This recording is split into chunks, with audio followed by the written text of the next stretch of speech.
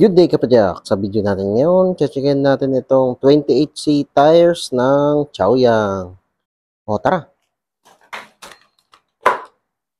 Kung bago ka lang sa channel ko, huwag kalimutan mag-subscribe at i-click yung bell icon para notified ka sa mga future videos ko. Di ba like na rin?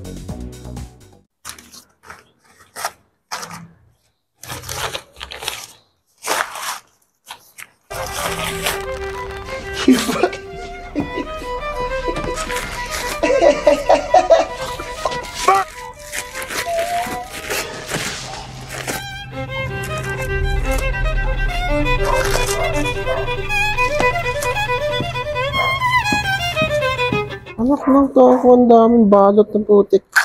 Yun, natanggal din sa pagkakabalot. Grabe yung pagkakabalot yun, parang ayaw ng paggamit ah. Yung model ng gulong na to, ang tawag sa kanya ay Viper. Ang size niya ay 700C by 28C. Ang TPI niya ay 60. So, nasa normal range lang siya. So, sa mga newbie natin kapadyak, itong TPI na yan, ang ibig sabihin niyan ay threads per inch. Ibig sabihin ng threads per inch, yan yung mga threads na nagbubuo dito sa gulong. Kapag mababa yung number ng TPI, mas mabigat yung gulong, pero matibay naman. Kapag mas mataas ang number ng TPI, ang gulong naman yun ay mas malambot.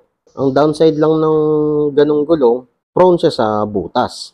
So, ibabalance mo na lang kung ano yung kailangan mo. So, itong gulong na to ay slick tire. Pag sinabing slick tire, para lang siyang kalbong gulong. Wala siyang mga thread patterns. Yung buong goma na yan, lumalapat yan dun sa kalsada. Kaya kuwang-kuwa mo yung traction. Kapit na kapit. Problema lang sa slick tire, pag nabasa, madulas na siya. Hindi mo rin to pwede gamitin sa medyo off-road kasi masisira siya. At wala siyang grip. Okay, so last naman natin i-check yung timbang niya. So tignan natin kung gaano siya kabigat. Subok lang natin isang gulong lang. Okay, so yun, nag-lock sa 400 grams ang isa. Tara, ikabitan natin dito sa rim.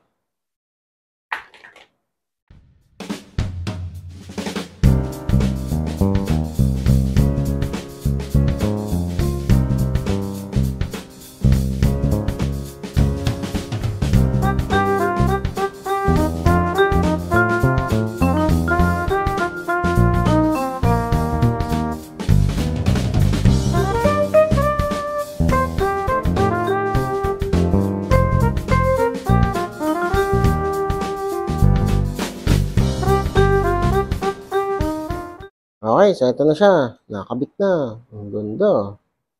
Pero ngayon, medyo tumaas yung profile niya. Kumapal. Kaya itong bike, tataas din to ng konti. Yun, ang ganda ng ano niya.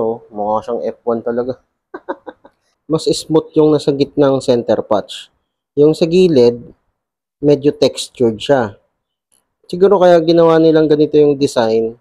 Medyo textured yung gilid para kapag nagko-cornering ka o bumabanking, meron kang extrang grip. Okay ah. Not bad for Chaoyang.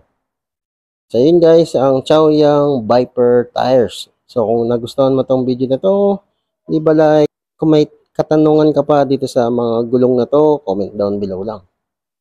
Okay. Ayos.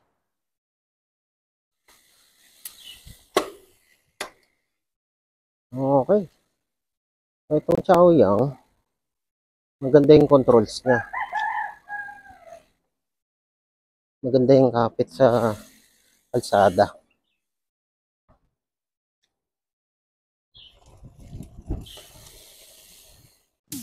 O kapadyak, kung na-enjoy mo itong mga video ko, di ba like at i-share mo na rin sa mga tropa pips mo. Makakatulong ito sa channel. Kung gusto mo pa manood ng ibang video, ito, meron pa tayo. Hindi tayo nauubusan. Ayan, katulad nito, saka ito. Nood ka na. Madami pa tayong mga video na i-upload. Kaya, mag-subscribe at i-click yung bell icon para notified ka sa mga future videos ko. Maraming salamat. See you next time.